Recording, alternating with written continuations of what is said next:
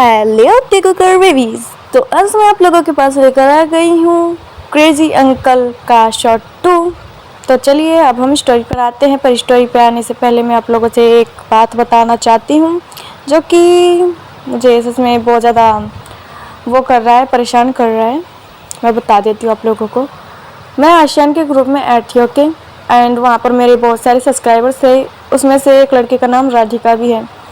तो मतलब आशियान के जो सब्सक्राइबर्स हैं, मतलब ज़्यादा नहीं, सिर्फ 3 गर्ल्स आशियान के सब्सक्राइबर्स जो थे, 3 गर्ल्स हैं, उनमें से वो मतलब इतनी ज़्यादा बदतमीज़, लाइक सीरियसली इतनी ज़्यादा बदतमीज़ थी कि उन्होंने राधिका को बहुत ज़्यादा परेशान कर दिया।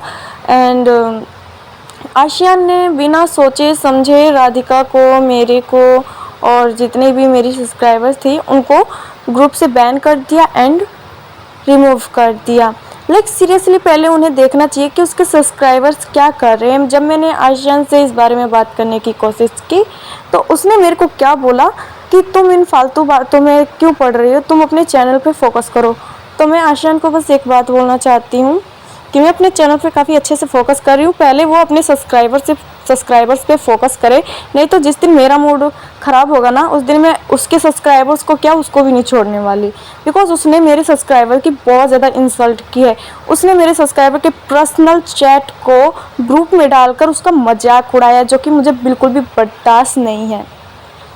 और मैं आप लोगों को बस यही कहना चाहती हूँ कि गाइस देखो, अगर किसी की रिस्पेक्ट नहीं कर सकते ना तो प्लीज़ किसी की इंसल्ट भी मत करो। खासकर कि उसको सिस बोलकर, फ्रेंड बोलकर तुम उसकी इंसल्ट करती हो तो बहुत ज़्यादा बुरा लगता है, हर्ट फील होता है किसी के दिल पर बहुत ज़्यादा। मतलब एक तो वो दिल से आपको फ्रेंड मान चुका है और आप उसकी फीलिंग्स के साथ खेलोगे तो ये बहुत ज़्यादा बेकार लगता है, ओके। और मैं आप लोगों को स्टार्टिंग से बस यही बोलती आई हूँ कि मैं जितनी स्वीट हूँ उतनी ज़्यादा ही ख़राब हूँ। तो मेरे नेचर पे मत जाना, क्योंकि मुझे बहुत ज़्यादा गुस्सा आता है। मुझे ना एंगर इशू है बहुत ज़्यादा। तो चलिए, मैंने बहुत ज़्यादा बकवास कर लिया इस चक्कर में। मैं स्टोरी पे आती हूँ। जिमिन और तिहांग प्ले रूम में जाते ही जंगकुक जिमिन और तिहांग के साथ प्ले करना स्टार्ट कर देता है। वीडियो गेम्स खेलते हैं और मतलब बास्केटबॉल्स भी खेलते हैं, काफ़ी इंजॉय करते हैं तीनों के तीनों। फिर जंगकुक को नींद आने लग जाती है। जंगकुक तिहांग के पास जाता है और बोलता है, डैडी मुझे नींद आ रही है। तिहांग बोलता है, ओके बेबी चलो मैं तुम्हें सुला देता हूँ। मैं कहता हूँ ना कि तुम इतनी रात तक मत जगा करो, बट नहीं, तुम्हें तो मानना ही नहीं होता है डैडी की बात। तभी पीछे से जिमिन बोलता है, ओ तिहांग, जंगकुक उतना भी छोटा नहीं है, वो तुम्हारा वेट कर सकता है। तिहांग बोलता है, यू शट अप। फिर जिमिन बोलता है, ओके ओके मैं भी जा रहा हूँ, बिकॉज मेरा हस्बैंड मेरा ही वेट कर रहा है। तिहांग बोलता है, गेट आउट। मतलब तिहांग ना जिमिन से बहुत ज़्यादा रूडली बात कर रहा था। वैसे तो वो दोनों सोलमेट्स हैं तो ऐसा चलता है। फिर तिहांग जंगकुक को कैरी करता है और उसे अपने रूम में लेकर जाता है। और तिहांग जंगकुक को बोलता है, बेबी तुम अभी बेड पे सो जाओ, मैं अभी थोड़ी देर में आता हूँ, ठीक है, जिमिन अंकल को छोड़कर। जंगकुक बोलता है, ओके डैडी। फिर तिहांग नीचे आता है और जिमिन बोलता है, जिमिन तुम्हारे आने के बाद ना मेरे कुकी का अटेंशन सब तुम पर चला जाता है, जो कि मैं नहीं चाहता हूँ। तुम्हें अच्छे से पता है मैं कुकी के लिए क्या फील करता हूँ। जिमिन बोलता है, आई नो मुझे पता है, कुकी अपने डैड को खोने की वजह से ऐसा हो गया, आई नो। फिर जंगकुक बोलता है, तुम्हें अच्छे से पता है कि मैं जंगकुक को कितना ज़्यादा पसंद करता हूँ। तभी जिमिन बोलता है, बट तिहांग जहाँ तक देखा जाए कि तुम उसके अंकल लगते हो, राइट। फिर तिहांग बोलता है, राइट। फिर जिमिन बोलता है, फिर क्या तुम्हारी सिस्टर मानेगी जंगकुक की शादी तुमसे करवाने के लिए।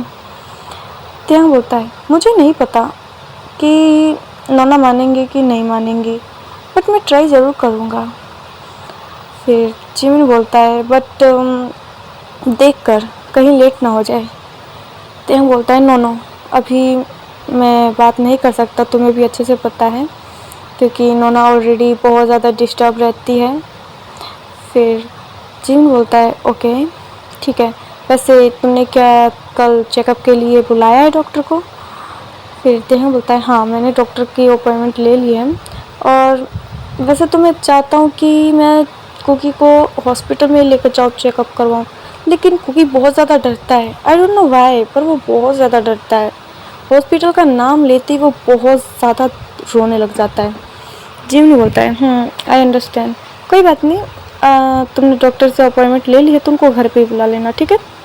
तेन बोलता है मुझे यही करना पड़ेगा, और कल मैं कंपनी में नहीं आऊँगा तो शुगा को बोल देना कि कंपनी का ध्यान रखेगा।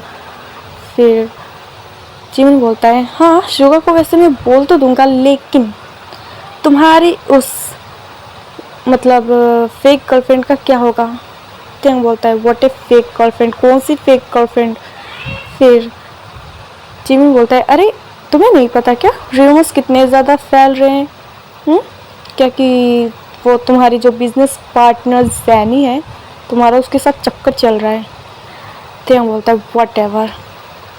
फिर जिमिन बोलता है नो नो नो तेहं, इस तरह कहने से कोई फ़ायदा नहीं है, क्योंकि ये रूमर्स बहुत ज़्यादा फैल रहे हैं और बहुत प्रॉब्लम्स आ सकती हैं।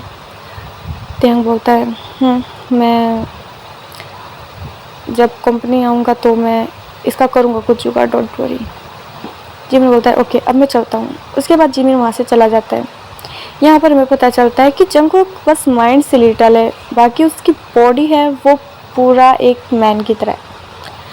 जब तेहंग रूम में जाता है तो देखता है ऑलरेडी जंगकुक सो चुका था।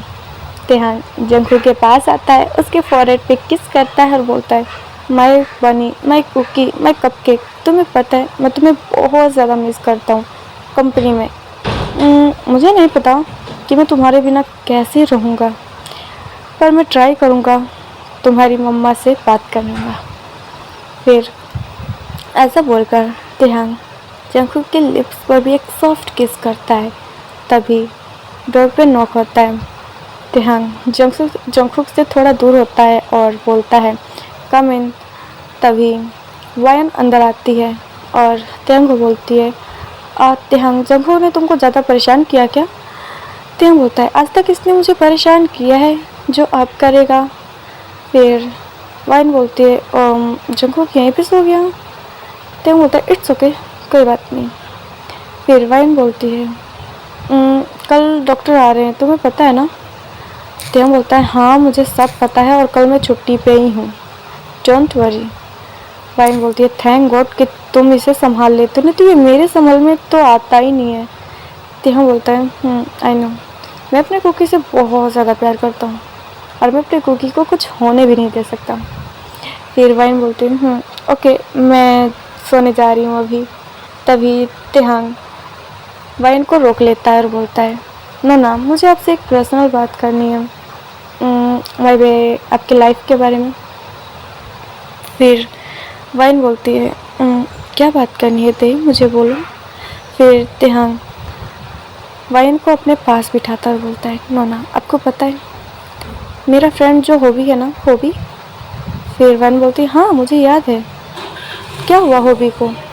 फिर तेहंग बोलता है वो किसी गर्ल को पसंद करता है, बट उस गर्ल की ऑलरेडी शादी हो चुकी है, उसका बेबी है, पर उसका हस्बैंड नहीं है, उसके हस्बैंड की डेथ हो गई है, उसे क्या करना चाहिए? तो वाइन बोलती है मैं भी हॉबी को उसको बता देना चाहिए कि वो उससे प्यार करता है। फिर तेहंग बोलता है दैट्स इट, वो यही तो प्रॉब्लम है ना नोना, वो बहुत ज़्यादा डरता है ये सोचकर कि कहीं वो रिजेक्ट ना करते। फिर वाइन बोलती है वो तो सिचुएशन के ऊपर रहते हैं, अगर उस लड़की को अपनी लाइफ में आगे बढ़ना होगा ना तो वो जॉब को एक्सेप्ट कर लेगी, बट अगर उसे आगे बढ़ना नहीं होगा तो वो नहीं करेगी एक्सेप्ट। फिर तेहंग बोलता है थैंक यू नोना। तभी वाइन बोलती है बट तुम बोल रहे थे मेरे लाइफ से रिलेटेड है, ये मेरे लाइफ से कहाँ रिलेटेड है? तभी तेहंग बोलता है नोना हॉबी आपको ही पसंद करता है। फिर वाइन बोलते ते तुम ये क्या बोल रहे हो, हॉबी क्या पागल हो गया है? हॉबी को अच्छे से पता है कि मेरा 18 इयर्स का सन है। और नो तेहंग, ऐसा नहीं हो सकता, बिल्कुल भी नहीं। तेहंग बोलता है नो ना, आपको पता है होबी ने सिर्फ आपके लिए उसने इंगेजमेंट तोड़ दी, उसने शादी नहीं की, अभी तक वो सिंगल है। प्लीज़ होबी को आप एक्सेप्ट कर लो, वो बहुत अच्छा लड़का है। तभी वाइन बोलती है नो ते, मैं ऐसा नहीं कर सकती, क्योंकि तुम्हें पता है कि मैं कैसे, और होबी के साथ वो भी। नो ते, बिल्कुल भी नहीं। तभी तेहंग बोलता है अभी आप ही बोली थी कि अगर उस गर्ल को आगे बढ़ना होगा तो होबी को एक्सेप्ट कर लेगी, और नहीं बढ़ना होगा तो नहीं करेगी। मतलब आपको आगे नहीं बढ़ना, क्या जंगकुक को डैड का नाम नहीं देना? आप क्या चाहती हो नोना? जंगकुक क्या ऐसे ही रहेगा? फिर वाइन बोलती है मैं सोच कर बताऊँगी ते।